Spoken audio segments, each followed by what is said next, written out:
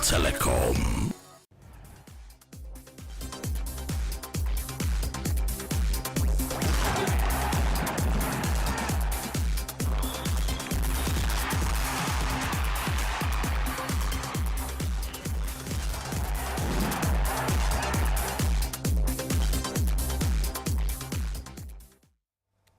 ከአማራ ሚዲያ ኮርፖሬሽን ዜና መጽሔታችንን በቀጥታ እየተከታተላችሁ ነው ተመልካቾቻችን።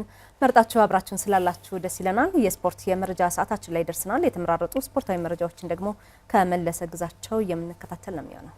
እንደምን አክመል? ደህና ነኝ። ሰላም ነው? ደህና ነኝ። አየር ሰዓቱ ላንተ ነው። አመሰግናለሁ።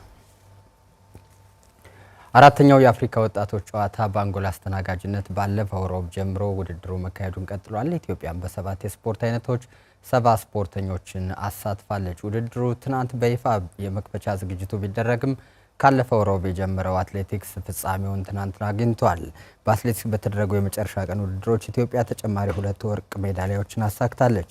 በመርካ ሀጋ 800 ሜትርና በሃና ነጌሳ በ1500 ሜትር ሩጫ ውድድር ድልን አስመዝግባለች። የናስ ሜዳሊያ በጎይቶም መኮንን በ3000 ሜትር መሰናክል ሩጫ ተመዝግቧል። የአትሌቲክስ ውድድሮች ትናንት ሲጠናቀቁ ኢትዮጵያ 12 ሜዳሊያዎችን አግኝታለች። ተስፈኛ ወጣቶችም ታይተውበታል። የብስክሌትና ጠረጴዛ ቴኒስ ውድድሮች የተደረጉ ሲሆን በጥቅሉ ኢትዮጵያ 6 ወርቅ፣ 4 ብርና 6 ነሐስ እስካሁን በ16 ሜዳሊያ ድረስ በመሪነት ተቀምጣለች። በቀጣይ የዋና ክብደት ማንሳት፣ ቴኳንዶና ካራቴ ኢትዮጵያ የምትሳተፈባቸው ውድድሮች ይቀጥላሉ። ውድድሩም እስከ መጪው ቅዳሜ ይዘልቃል ሲል በአንጎላ ሉዋንዳ የሚገኙት የአማራ ክልል ባህል ቱሪዝምና ስፖርት ቢሮ ምክትል ኃላፊ አቶ ጋሻው ተቀባ መረጃውን ነግረውናል። የኢትዮጵያ ዋንጫ 3ኛ ዙር ውድድር እየተደረገ ነው። ትናንት በተደረጉ ጨዋታዎች ሩብ ፍጻሜ የገቡ ክለቦች ተለይተዋል። ባህር ዳር ከተማ በከፍተኛ ሊጉ ክለብ ቦዲቲ ከተማ ተሸንፎ ከውድድር ውጭ ሆኗል። ቦዲቲ ከተማ በሳምሶን ቆልቻ ፍጹም ቅጣት ምት ግብ በመራበት ጨዋታ ባህር ዳር ከተማ ባናንያ ጌታቸው የጨዋታ ግብ አቻ ሆኖ ነበረ። ቡድኖቹ ተጨማሪ ግብ ባለማስቆጠራቸው አሸናፊውን ለመለየት በተሰጠ ፍጹም ቅጣት ምት ቦዲቲ ከተማ 6-5 በማሸነፍ ወደ ሩብ ፍጻሜ የተሸጋገረ ቡድንም ሆኗል። በሌሎች ጨዋታዎች መቻል፣ ነገሌ አርሲና መድን ሩብ ፍጻሜ የገቡ ክለቦች ናቸው።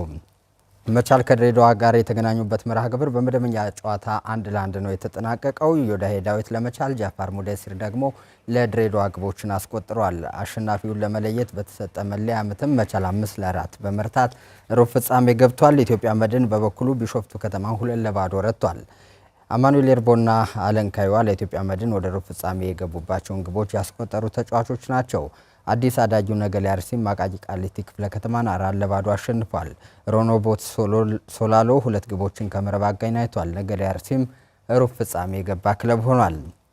ዛሬም ጨዋታዎች ይደረጋሉ። ሰሜን ሸዋ ደብረ ብርሃን ከቤንች ማጂ ቡና፣ ሲዳማ ቡና ከአርባ ምንጭና ወልዋሎ ከንብ ይገናኛሉ።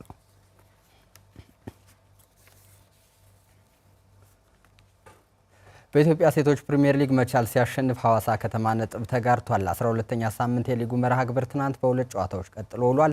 መቻሎቹ ወደ 2ኛ ደረጃ ከፍ ያሉበትን ውጤት ሲያስመዘግቡ አዲስ አበባ ከተማ 2-0 በማሸነፍ ነው። መዲና አወልና ቤዛዊት ንጉሴ ለኢንስትራክተር መሰረት ማኔ ቡድን የማሸነፊያ ግቦችን ከመረብ አዋህደዋል። ተከታታይ ድሎችን እያስመዘግቡ የሚገኙት መቻሎች ይህ ውጤት በ26 ነጥብ ወደ 2ኛ ደረጃ ከፍ እንዲሉ አድርጓቸዋል። ሌላኛው መርሃ ግብር ቦሌ ክፍለ ከተማ ከሐዋሳ ከተማ ያገናኘ ሲሆን ያለ ግብ ተጠናቋል። ያለፈው ሳምንት ከ10 ጨዋታዎች በኋላ ኢትዮ ኤሌክትሪክን ያለማሸነፍ ጉዞ ቡድኑን በመርታት የገቱት በቻለው ለሜቻ የሚመሩት ቦሌ ክፍለ ከተማዎች ከሐዋሳ ጋር ጠንካራ ፊልም ያደርገው 1 ነጥብ ይዘው ወጥተዋል። ሐዋሳ በ26 ነጥብ በነበረበት 3ኛ፣ ቦሌዎች ደግሞ በ20 ነጥብ 6ኛ ላይ ናቸው። የሊጉ ማጠቃለያ ጨዋታዎችም ይጠናቀቃሉ። ከሰዓት 9 ሰዓት ዛሬ ሲጠናቀቁ 2 ስኬታማ የሀገራችን የሴት ክለቦች የሚያገናኘው ጨዋታ በኢትዮ ኤሌክትሪክና ኢትዮጵያ ንግድ ባንክ መካከል ይከወናል።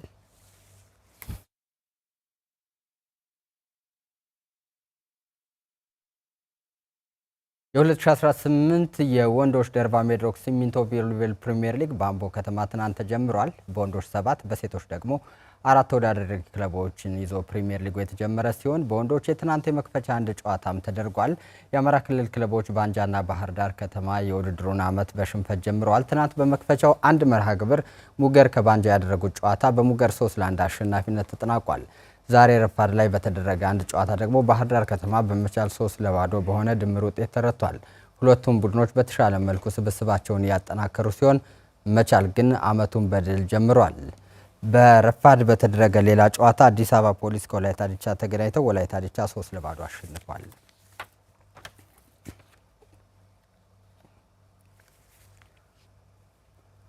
የእንግሊዝ ፕሪሚየር ሊግ 16